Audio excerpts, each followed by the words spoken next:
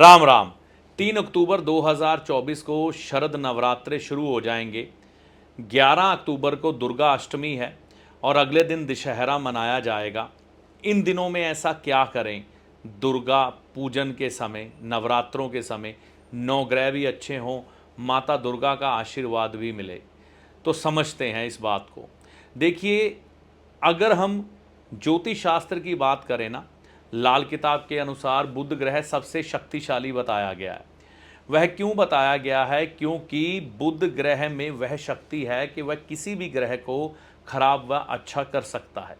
इस कारण ही बुध ग्रह को इतना महत्व दिया गया है कि साल में 2 बार कन्या पूजन किया जाता है। लाल किताब कहती भी है कि जब बुध ग्रह की खराबियां आ रही हो ना, 9 वर्ष से छोटी उम्र की बच्चियों की, देवियों की सेवा करें, उनका पूजन करें, उनके पांव धुलाएं, उनको दक्षिणा दें, उनको हलवा पूड़ी चना दें, है ना, उनका आशीर्वाद लें।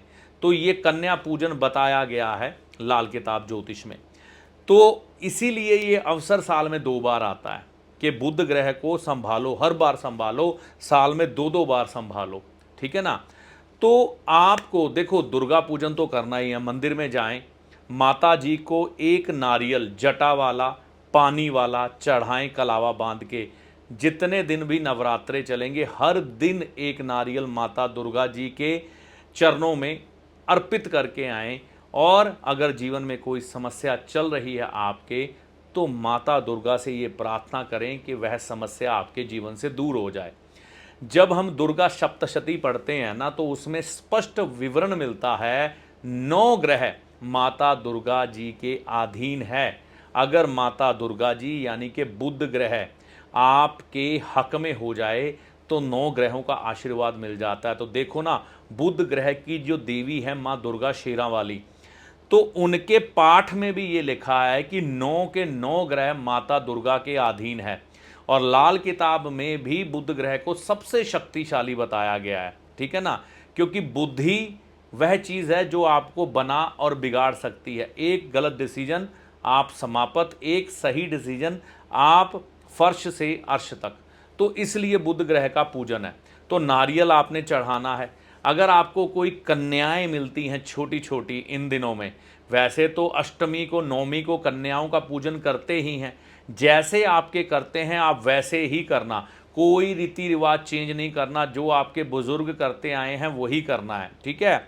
इसके अलावा बस ये कर सकते हैं कि हम छोटी छोटी कन्याएं जिनकी उम्र 9 साल से कम है, उन्हें कुछ दक्षिणा देकर उनके पांव हाथ ज़रूर लगाएं। ये नवरात्रों में एक उपाय की तरह सोच लें, एक माता दुर्गा जी के आशीर्वाद की तरह सोच लें। आपके घर में अगर कन्या है ना, तो उस कन्या को प्रसन्न रखें। 9 साल की जो कम की कन्या है वो देवी स्वरूप है, तो उसको प्रसन्न रखें। वैसे भी आपकी बेटी है तो उसको प्रसन्न रखें, है ना। तो ऐसा करने से आपके बुध ग्रह प्रबल होते हैं। बाकी कन्या पूजन आप जब करेंगे उसके बारे में क्या करना है वो भी मैं आपको बता दूंगा, लेकिन वो वीडियो कन्या पूजन से 1-2 दिन पहले आ जाएगा। लेकिन ये नारियल वाला उपाय नहीं चूकना चाहिए। अब कई लोग माता दुर्गा जी के दिनों में ना, उनके मंदिर में जाकर शुद्ध देसी घी की जोत जगाते हैं, ठीक है ना। तो माता दुर्गा जी के मंदिर में शुद्ध देसी घी, देखिए अभी कुछ दिन पहले ऐसा सुनने में आया पशु चर्बी से बना हुआ देसी घी बाजार में बिक रहा है। तो हम भी घबरा गए। हम तो खैर ऐसा घी नहीं लेते थे कि जो पूजा के लिए बाजार में अलग से बिकता है। हम जो खाते थे उसी का इस्तेमाल पूजा में करते थे, सेम घी अच्छे वाला। लेकिन फिर भी मन डर गया।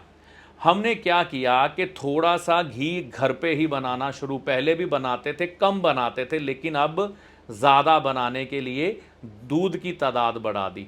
माता दुर्गा जी की जो जोत जगनी चाहिए देसी घी से ही जगनी चाहिए, ठीक है ना। तो यहाँ पर एक चीज़ का ध्यान रखिएगा कि देसी घी की जोत जगाइए, लेकिन वह देसी घी अगर आप घर में बना लें तो सबसे बढ़िया बात है। अगर घर में नहीं बना सकते तो बढ़िया से बढ़िया ब्रांडेड कंपनी का अच्छे से अच्छा घी लेना है, ठीक है ना।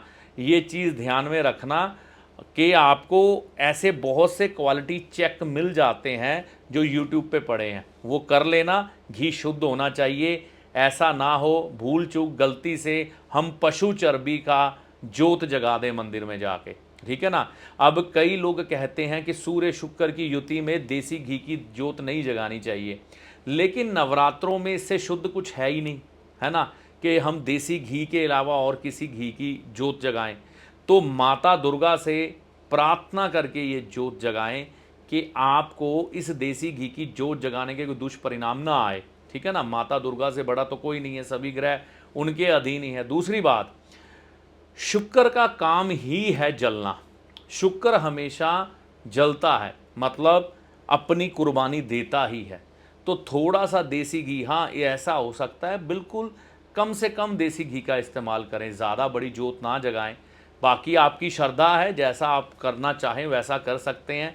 ये ज्योतिषीय दृष्टिकोण से आपको एक सुझाव है कि आपको जोत देसी घी की ही जगानी है, ठीक है ना। लेकिन हाँ, सारे साल सूर्य शुक्र की युति जिनकी कुंडली में हो, मैं सभी की बात नहीं कर रहा, जिनकी कुंडली में सूर्य शुक्र की युति हो, नवरात्रों में तो वो जरूर जगाएं, ठीक है ना। बाकी दिनों में जगानी नहीं जगानी है वह एक अलग दृष्टिकोण है, लेकिन नवरात्र के दिन में ये शुद्ध देसी घी की दीपक जोत मंदिर में जाके जलाएं तो सबसे उत्तम होगा। और नंगे पांव अगर आप मंदिर में जाते हैं अपने घर से माता दुर्गा जी की जोत जगाने के लिए शाम के समय में, तो इससे बढ़िया तो कुछ है ही नहीं। तो ये चीज़ें आप ध्यान में रखें। इन नवरात्रों को अपने हक में करने के लिए ये उपाय अभी से शुरू कर दें।